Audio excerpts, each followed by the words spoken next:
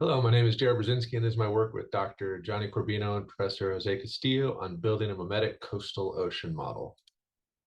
There are many different ocean models, and why do I think we need another one? First, by using mimetic operators, we can simplify the numerical schemes used by the ocean model. Ocean models have many different numerical schemes based on conditions or features that you want to capture, and mimetic operators have been shown to work on other difficult PDEs, especially advection diffusion problems with alternating flows. And their features guarantee accuracy up to and including the boundaries, right? The mimetic operators eliminate having extra schemes to deal with points near the boundary, and they're built with a predefined order of accuracy. So increasing the order of accuracy is simple compared to coding a new numerical scheme. For curvilinear coordinates too, oceans and ocean models have things like steep gradients in them, like undersea ridges or cliffs, that are an issue for regular coastal ocean models using finite difference methods.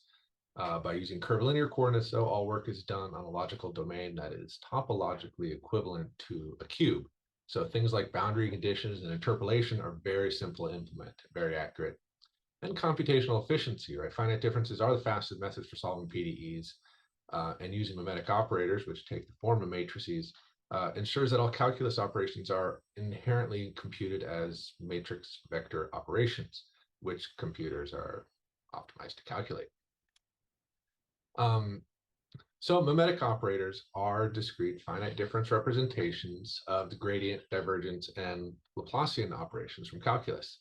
I use the operators from a library called MOL, the Mimetic Operators Library Enhanced. And what they do is allow for simpler coding when calculating these operations in MATLAB or C++. They're built with a specific order of accuracy by the library, and that accuracy is preserved all across the domain. So to solve the Navier-Stokes system, all calculus operations are replaced with their equivalent mimetic operator. Computationally, these are represented by matrix vector operations. And this replacement is replicated to all steps taken to solve this nonlinear system. Right? All calculus operations are replaced with whatever mimetic operation is needed. And outside of the RK3 time scheme, all operations here are matrix vector operations. There are no for loops in this code. There is one system that needs to be solved, the Poisson equation here in the middle, and by far is the most computationally expensive step in the process. But we tackle that too. So the coastal ocean model is implemented in C++ and leverages a super LU library for solving the Poisson system. It is by far the most time-consuming part, with the original code taking 99.9% of the computation times.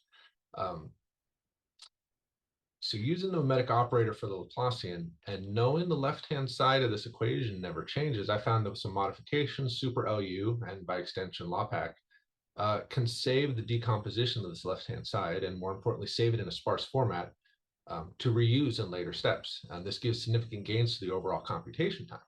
Simulations that one took days can now be done in minutes. So this chart here is showing the speed for one solve of this system. And with 10 million cells, the previous solver solution technique took 27 minutes, and it's now done in 14 seconds.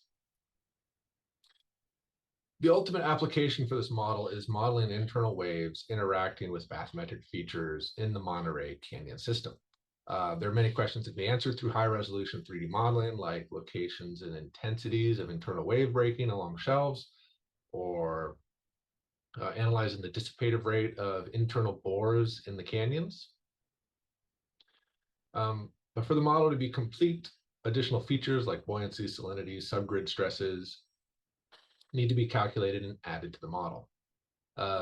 These features and much more are discussed on my poster. Thank you very much.